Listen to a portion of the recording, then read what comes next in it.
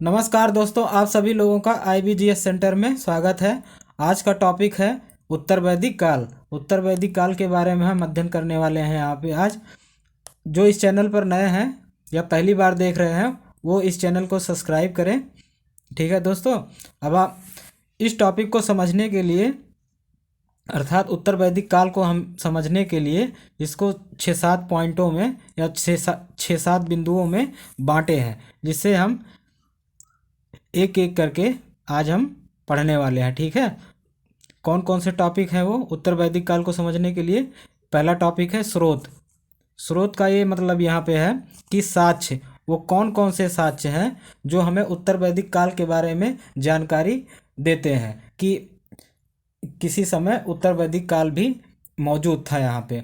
तो जैसे ऋग्वेद के बाद जितने 3 वेद हैं, जो 3 वेद हैं वो उत्तर वैदिक काल के बारे में हमें जानकारी देते हैं कि एक समय में उत्तर वैदिक काल भी था। उत्तर वैदिक काल में किस प्रकार क्षेत्र का विस्तार हुआ था, उस समय उस क्षेत्र पर क्या है, उस क्षेत्र पर उस क्षेत्र को चलाने के लिए एक राजनीतिक, उस समय राजनीति क्या था, प्रशासनिक रूप से उस राज्य को चलाने के लिए प्रशासन किस प्रकार के थे, अर्थव्यवस्था उत्तर वैदिक काल में कैसा था, अर्थात कृषि प्रधान देश या ग्रामीण, जो भी प्रकार हो, अभी आगे अध्ययन करेंगे। सामाजिक एवं सांस्कृतिक, अर्थात सामाजिक के अंतर्गत क्या क्या आते हैं, जैसे स्त्रियों का दशा, स्त्रियों की दशा के बारे में उत्तर वैदिक काल में स्त्रियों की दशा किस प्रकार का था। उसके बाद वर्ण व्यवस्था किस प्रकार से था, सांस्कृतिक यानी पहनावा और पहनावा हुआ, उस प्रकार वहाँ पे मनोरंजन, ये सब किस प्रकार से विद्यमान थे उत्तर वैदिक काल में, और उत्तर वैदिक का धर्म क्या था। हम इन महत्वपूर्ण टॉपिकों को आज क्रमानुसार एक एक करके अध्ययन करने वाले हैं। तो सब स्टार्ट करते हैं इस लेक्चर को। इसको अपने दिमाग में दोस्तों एकदम बैठा लो, इस मैप को। ठीक है, इस माइंड मैप को अपने दिमाग में एकदम से बैठा लो। क्या क्या उत्तर वैदिक काल को सबसे बढ़िया है समझने के लिए यही टॉपिक है। इसी प्रकार से उत्तर वैदिक काल को हम अच्छे से समझ सकते हैं। ठीक है, तो सर्वप्रथम स्रोत के बारे में जानेंगे, फिर विस्तार, उसके बाद राजनैतिक के बारे में जानेंगे, प्रशासनिक के बारे में, अर्थव्यवस्था किस प्रकार का था, सामाजिक एवं सांस्कृतिक, और उत्तर वैदिक के धर्म। यहाँ से 4-5 क्वेश्चन बहुत ज़्यादा इस उत्तर वैदिक काल से पूछे जाते हैं, उसके बारे में हम थोड़ा सा आपको बता दे रहे हैं। यहाँ पे एक क्वेश्चन पूछता है उत्तर वैदिक काल में नारियों की स्थिति किस प्रकार की थी। तो ऋग वैदिक काल के अनुसार उत्तर वैदिक काल में नारियों की स्थिति में गिरावट दर्ज किया गया था। ठीक है, पहला क्वेश्चन ये है आता है। दूसरा क्वेश्चन ये आता है कि दूसरा क्वेश्चन है लोहे का उपयोग, लोहे के उपयोग से संबंधित एक क्वेश्चन आता है। तो किसमें किसमें एक श्याम अयस और शतपथ ब्राह्मण में, श्याम अयस और शतपथ ब्राह्मण में इसके लिए लोहे के लिए कौन सा शब्द प्रयोग हुआ है, कृष्ण अयस। ठीक है, कृष्ण अयस, इसको अपने दिमाग में छाप लो दोस्तों। ठीक है, एक क्वेश्चन आता है जैसे उत्तर वैदिक काल में जो क्षेत्र थे, राजाओं का जो क्षेत्र था, तो किस प्रकार से लोग उपाधियां लेते थे। जैसे मध्य देश में जो राजा होता था उसे राजा कहा जाता था, लेकिन वहीं पूरब में अर्थात पश्चिम बंगाल और बिहार में जो राजा होते थे वो किसका, सम्राट का उपाधि लेते थे। जैसे हम आगे अभी चलेंगे चंद्रगुप्त मौर्य काल में, तो उसमें सम्राट अशोक के बारे में अध्ययन करते हैं। तो सम्राट जो है ये उत्तर वैदिक काल के बारे में आने के लगभग में आप ये मान के चलिए कि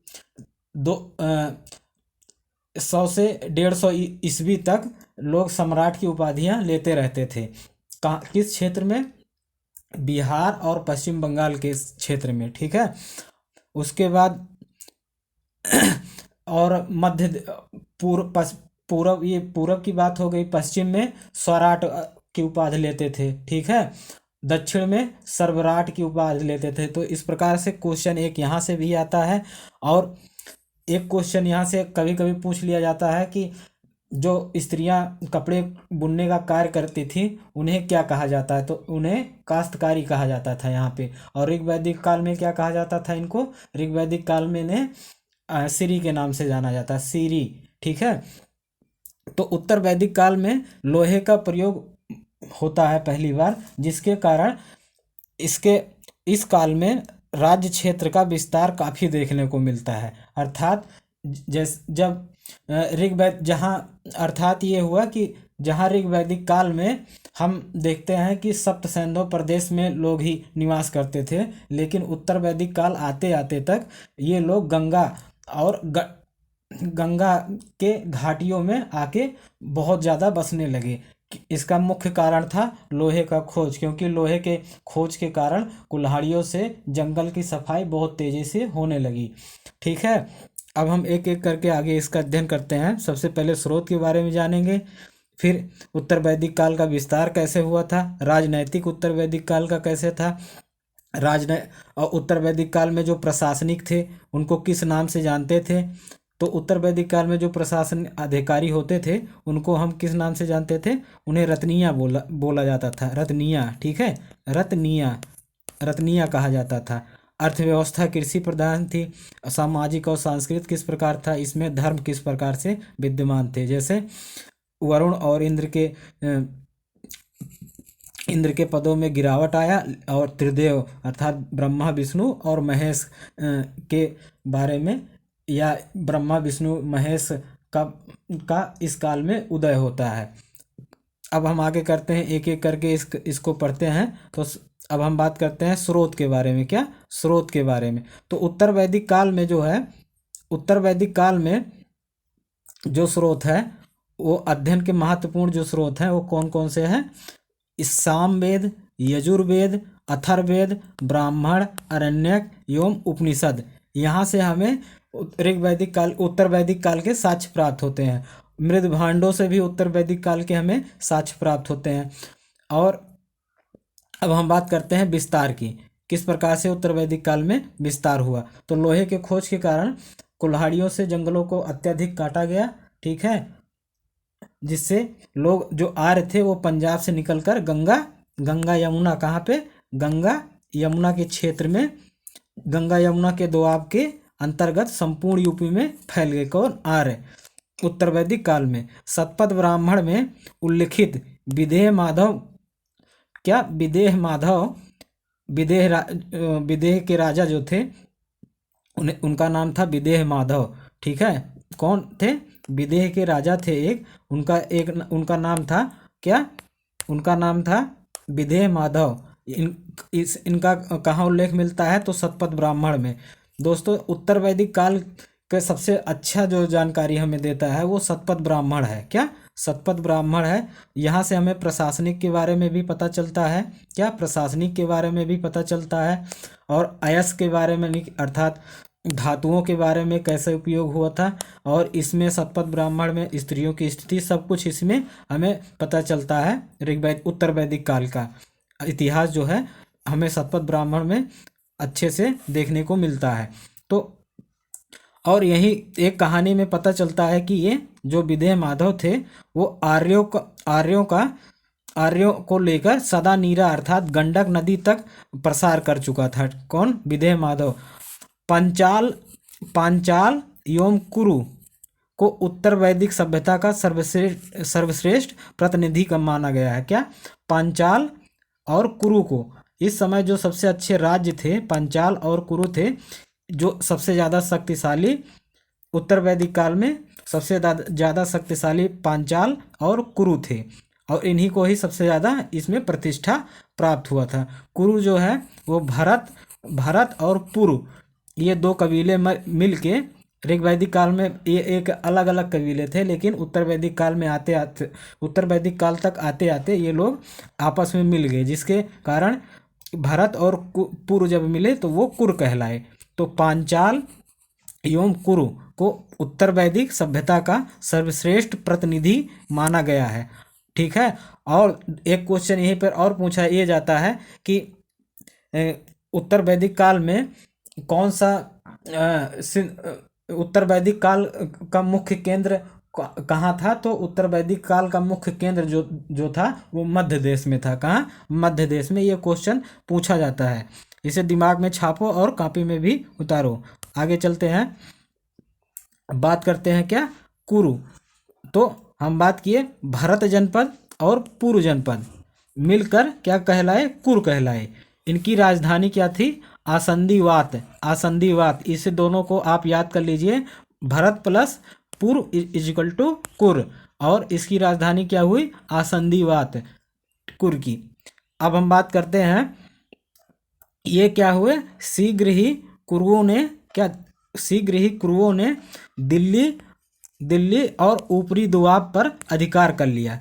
ठीक है, क्योंकि उस समय लोहे का खोज हो चुका था, जिससे कुरुओं के पास क्या,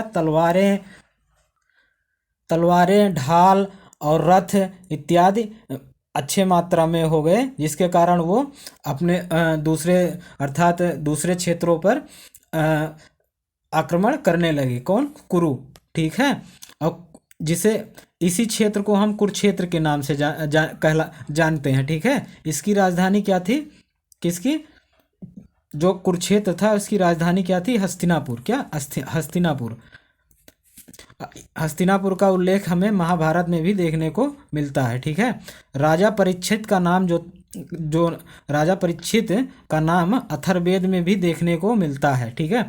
जन्मेजय के बारे में ऐसा माना जाता है, जन्मेजय एक राजा थे, तो उनके बारे में ऐसा माना जाता है कि वो 2 बार सर्वपत्र, कितने बार? 2 बार सर्वपत्र और 2 बार अश्वमेध यज्ञ, ये दोनों किसने किया था? जन्मेजय ने किया था। प्रसेनजित ने भी सबसे, एक क्वेश्चन ये भी आता है आगे चल के, आगे हम इसका अध्ययन करेंगे। प्रसेनजित जो है वो सबसे ज़्यादा अश्वमेध करने वाले व्यक्ति हैं। ठीक है। और जन्मेजय ने भी 2 बार अश्वमेध यज्ञ किया है। तो ये इंपॉर्टेंट है कि 2 बार क्वेश्चन पूछेगा कि 2 बार अश्वमेध यज्ञ किसने किया था? तो जन्मेजय ने किया था। तो राजा परीक्षित का उल्लेख कहाँ पे हुआ है? अथर्ववेद में हुआ है। और कुरुक्षेत्र की राजधानी क्या थी? हस्तिनापुर। इसको दिमाग में छापो और कॉपी में भी उतार लो दोस्तों। अब चलते हैं, कुरुवंश का जो अंतिम राजा था वो निछछु था। क्या? नीचछु। वह अपनी राजधानी हस्तिनापुर से कौशाम्बी ले आया। कौशाम्बी कहाँ है? उत्तर प्रदेश के इलाहाबाद के समीप में कौशाम्बी स्थित है। तो निछछु क्या है?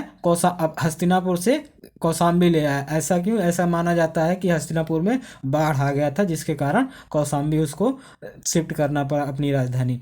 तो कुरकाल को ही महाभारत काल कहा जाता है। क्या? कुरकाल को ही महाभारत काल कहा जाता है। अर्थात उत्तर वैदिक जो काल है वो महाभारत काल के नाम से भी जाना जाता है। और महाकाल को जय संहिता भी कहा जाता है। क्या? बहुत मोस्ट इम्पॉर्टेंट ये क्वेश्चन है, ये बहुत बार पूछा गया है कि महाभारत को और किस नाम से जाना जाता है? तो जय संहिता के नाम से जाना जाता है। महाभारत का जो स्रोत है उसके बारे में हम बात कर ही चुके हैं, लेकिन फिर भी थोड़ा सा और जान लेते हैं कि और क्या क्या था। तो महाभारत का जो स्रोत है, उत्तर वैदिक के स्रोत बारे में पढ़े थे। अब हम महाभारत के बारे में, महाभारत का जो स्रोत है कहाँ कहाँ से में मिलता है, तो अथर्ववेद में भी महाभारत का उल्लेख है, ऋग्वेद के ऐतरेय आरण्यक में। ठीक है। और बृहद आरण्यक में भी, बृहद आरण्यक उपनिषद में भी, और पाणिनि के अष्टाध्यायी और चाणक्य का जो अर्थशास्त्र है। ठीक है। ये हमें महाभारत के बारे में जानकारी देते हैं। महाभारत युद्ध जो हुआ था वो लगभग में 950 ईसा पूर्व के हुआ था। ठीक है। कब हुआ था महाभारत का युद्ध? लगभग में 950 ईसा पूर्व। और महाभारत की जानकारी में कहाँ कहाँ से? अथर्ववेद, ऋग्वेद के ऐतरेय आरण्यक और बृहदारण्यक उपनिषद, पाणिनि के अष्टाध्यायी, चाणक्य का अर्थशास्त्र। ठीक है। हमें यहाँ से जानकारी मिलता है। और महाभारत को हम जय संहिता के नाम से भी जानते हैं। इसको अपने दिमाग में छाप लिए हो दोस्तों, तो कॉपी में भी उतारो। अब आगे बात करते हैं। तो आगे ये है, जैसे उस समय जो जनपद और आधुनिक, अभी आधुनिक में हम उसे किस नाम से जानते हैं उसको जान लेते हैं। तो कुरु जो जनपद है वो दिल्ली, जो आधुनिक क्षेत्र है दिल्ली, इसके आसपास में था कुरु जनपद। उत्तर वैदिक काल में जो ये कुरु जनपद है, आधुनिक में जो दिल्ली है उसी में कुरु जनपद पनपा था। पांचाल जो जनपद है वो बरेली, बदायूं और फर्रुखाबाद, अर्थात ये यूपी के पश्चिमी उत्तर प्रदेश में इसका विस्तार हुआ था पांचाल जनपद का। और मध्य देश है वो मध्य पंजाब के सियालकोट के आसपास इनका विस्तार हुआ था।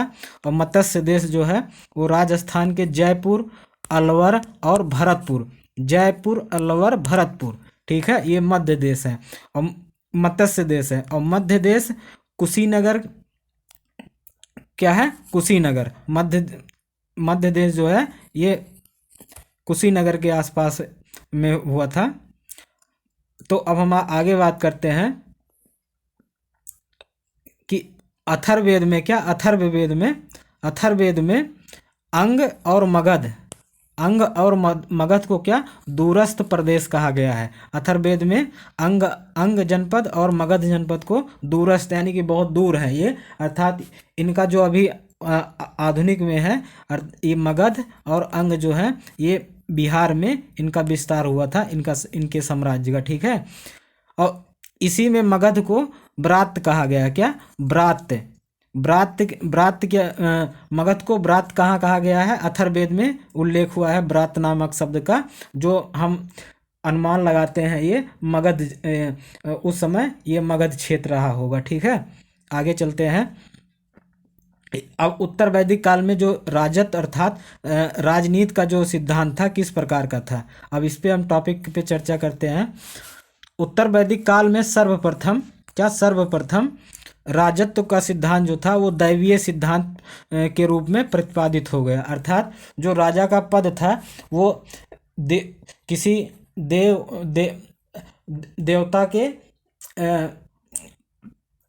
किसी देवता के द्वारा संचालन बताया गया, अर्थात राजा जो है वो देवता के अनुसार ही अपना कार्य करता है, या जो राजा है वो राजा के अंदर देवता का वास भी होता है। इस प्रकार का सिद्धांत उत्तर वैदिक काल में हमें देखने को मिलता है।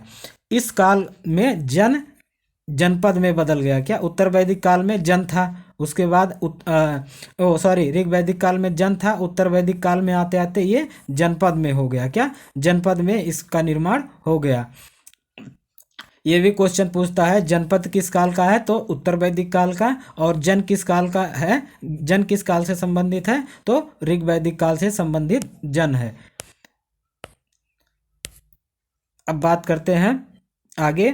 तो जो राजा था वो अब किस प्रकार का, सर्वभूमिपति, क्या, सर्वभूमिपति, सर्वजनीन, एकराट जैसी उपाधि लेने लगा। और ऋग वैदिक काल में वो गायों से संबंधित, गाय का नाम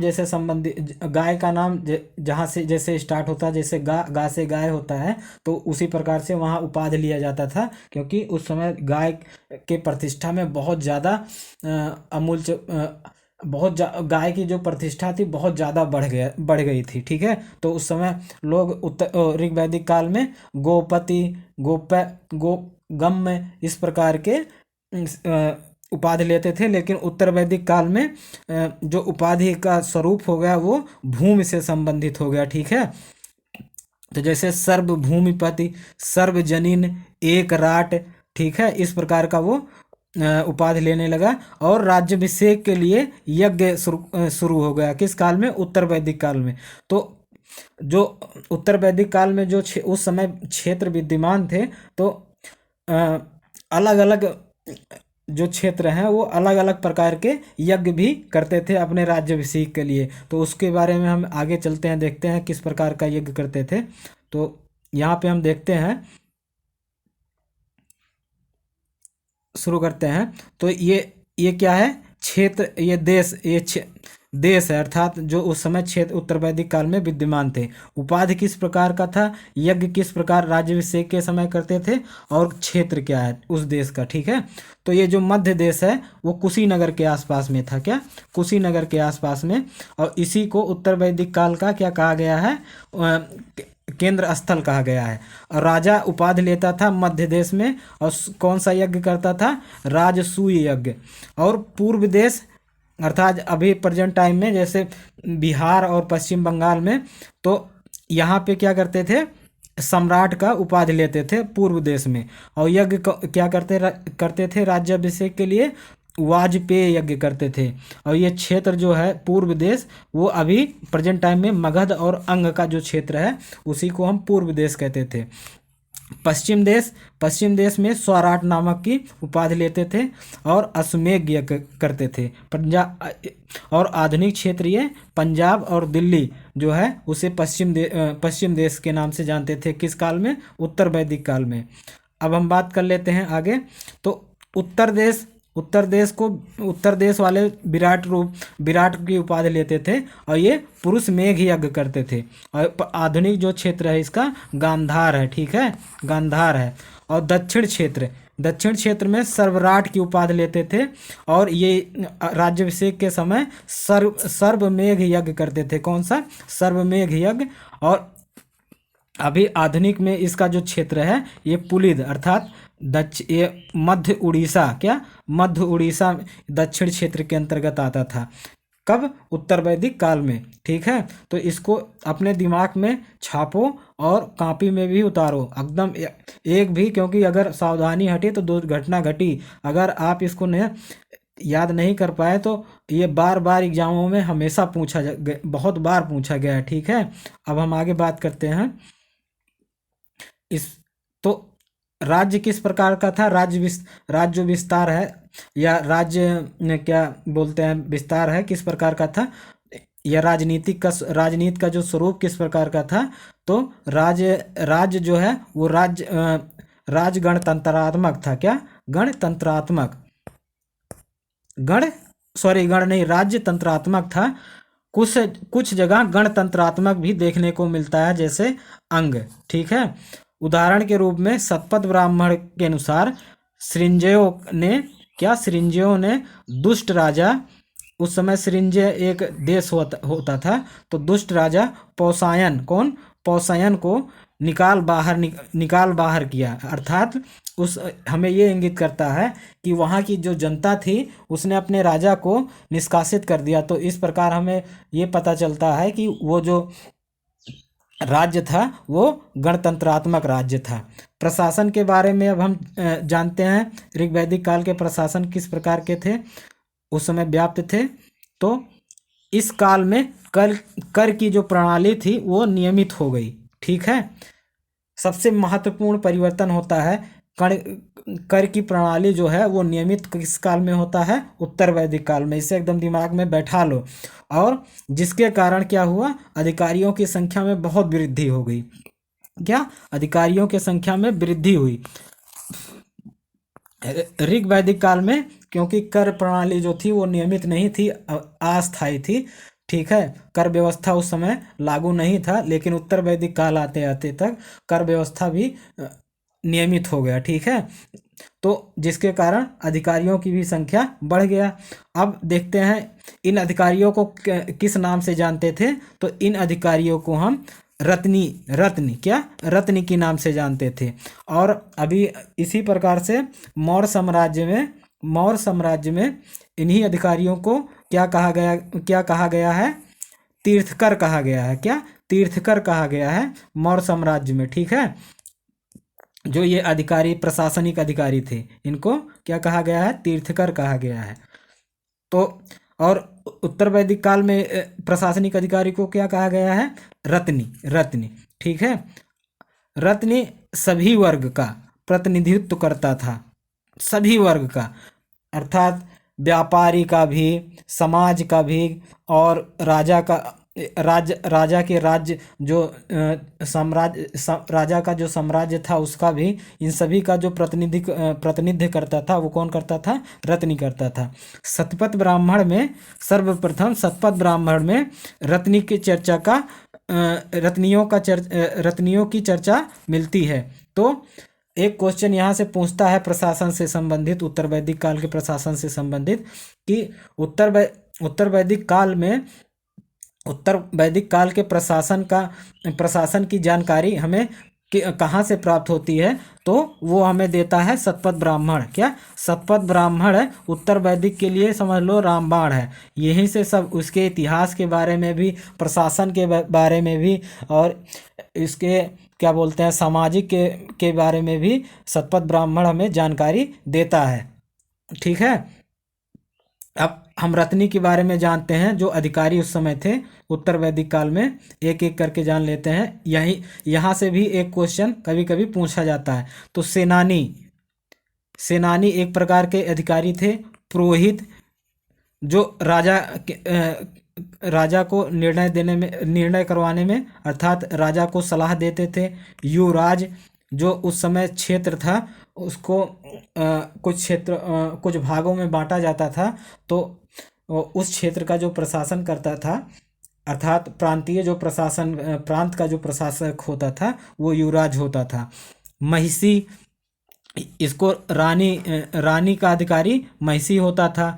और अक्षवाप पासा खेलने में राजा का जो सहयोग करता था उसे अक्षवाप कहते थे। जैसे महाभारत में आप देखते हैं कि जो मामा शकुनी थे, क्या मामा शकुनी वो पासा खेलते थे, ठीक है, महाभारत में। तो इसी प्रकार, तो ये उत्तर वैदिक काल का ही समय था। तो लोग मनोरंजन के लिए खेल के रूप में जैसे पासा भी खेलते थे। तो जो अक्षवाप होता था वो राजा का अक्षवाप अधिकारी या अक्षवाप रत्नी, वो राजा का सहयोग कहाँ करता था? पासा खेलने में। पालागल जो है वो राजा का मित्र भी कहा जाता है उसे। वो संदेश वाहक का कार्य करता था। कौन? पालागल। ये इम्पोर्टेंट है, संदेश वाहक। और वैदिक काल में इसी को अस्पस के नाम से जानते हैं। क्या? अस्पस के नाम से जानते हैं, ठीक है। और उत्तर वैदिक काल में संदेश वाहक को पालागल के नाम से जानते हैं। सूत, राजा का जो सारथी वाला अधिकारी होता था, वो राजा का जो सारथी होता था उसे सूत कहा जाता था। ग्राम का जो मुखिया होता था उत्तर वैदिक काल में, उसे ग्रामीण के नाम से जानते थे। प्रतिहारी या छत्र, तो द्वारपाल जो होता था, दुर्ग का जो द्वारपाल होता था उसे प्रतिहारी कहा जाता था इस काल में। सबसे मोस्ट इम्पॉर्टेंट जो एग्जाम में अभी तक पूछा गया है वो है संग्रहित्री। क्या? संग्रहित्री। इसे कोषाध्यक्ष कहा जाता है। उस समय जो कोषाध्यक्ष होता था, यानी कि आधुनिक में जो वित्त मंत्री जैसे, उसी प्रकार से संग्रहित्री को कोषाधिकारी कहा जाता था। भाग दुध, ये कर संग्रह करता होता था, ठीक है। कर संग्रह करता, जैसे जीएसटी है, कर संग्रह करवाता है, उसी प्रकार से भाग दूध जो अधिकारी होता था वो कर का संग्रह करवाता था। और गोभी कर्तन, ठीक है, ये शिकार में राजा की सहायता करता था। ये जो अधिकारी होता था, ये गोभी कर्तन, ये राजा का शिकार में सहयोग करता था। तो इस प्रकार से इसको अपने दिमाग में बैठा लो और कॉपी में भी छाप लो। शतपथ ब्राह्मण में कहा? शतपथ ब्राह्मण में सुत, क्या? सुत एवं ग्रामीणी को क्या कहा गया है?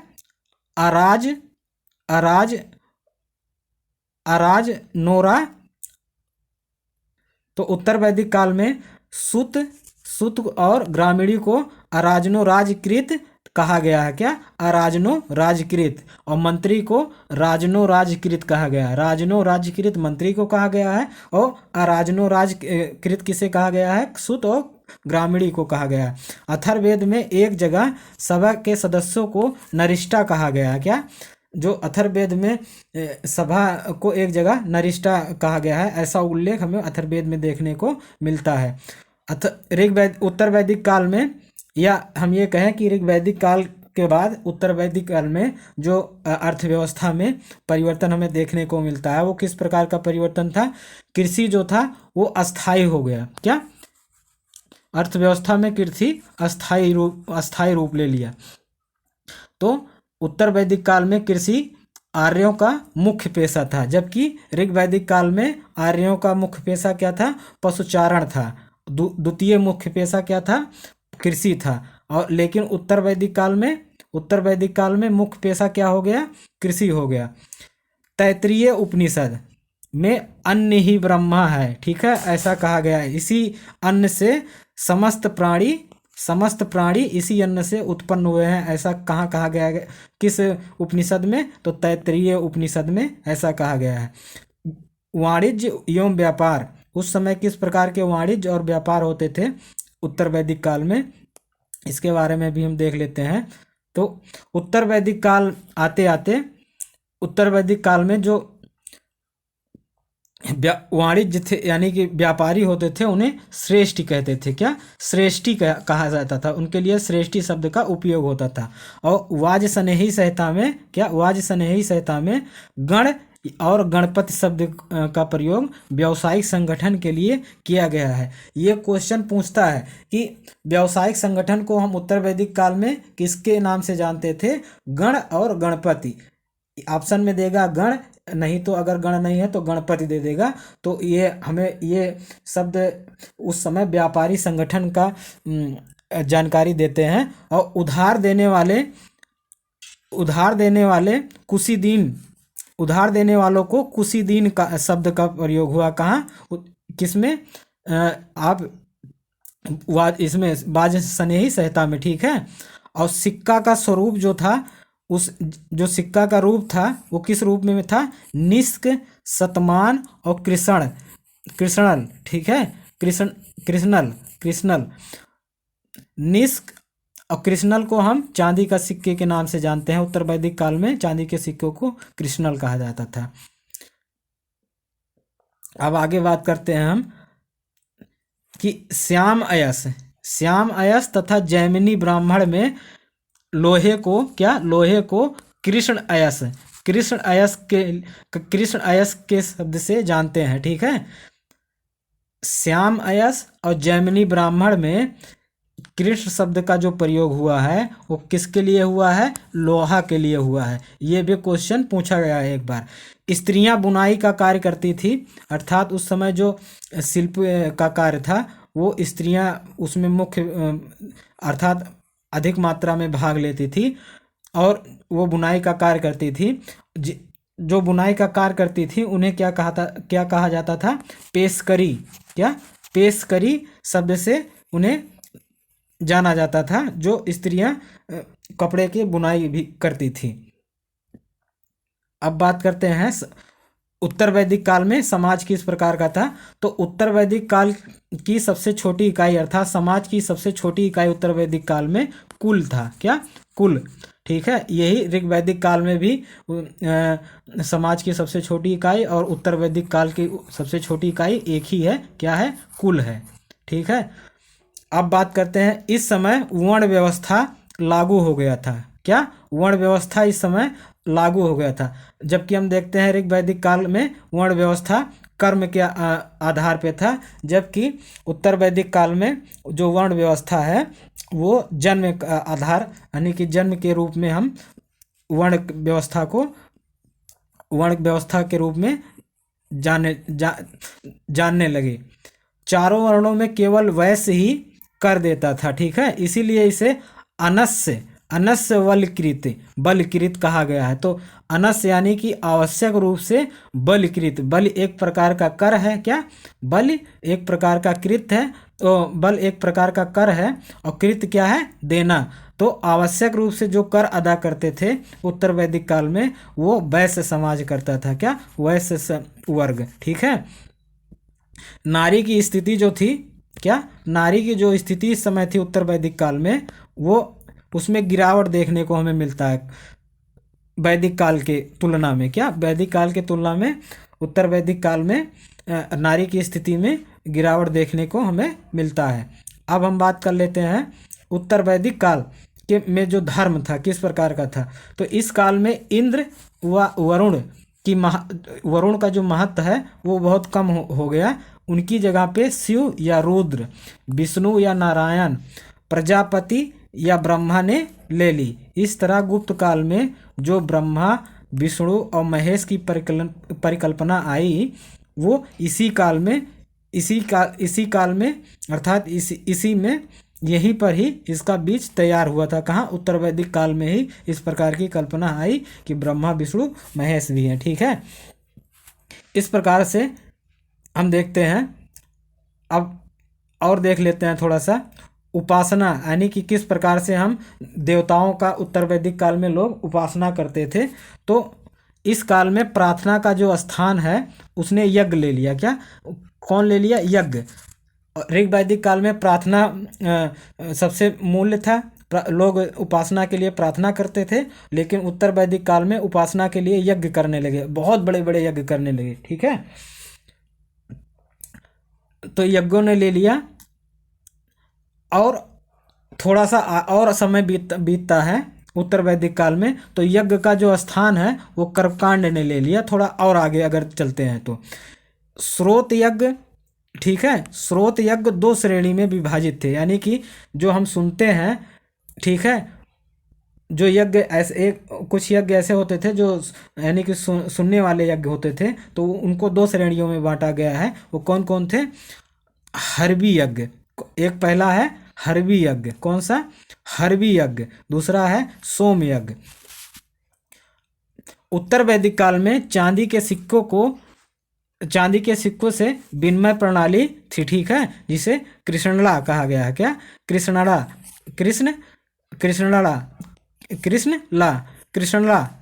कहा गया है, इसे कृष्णला कहा गया है। ठीक है, कठिन शब्द है थोड़ा सा। इसी के साथ दोस्तों ये लेक्चर समाप्त होता है। नमस्कार।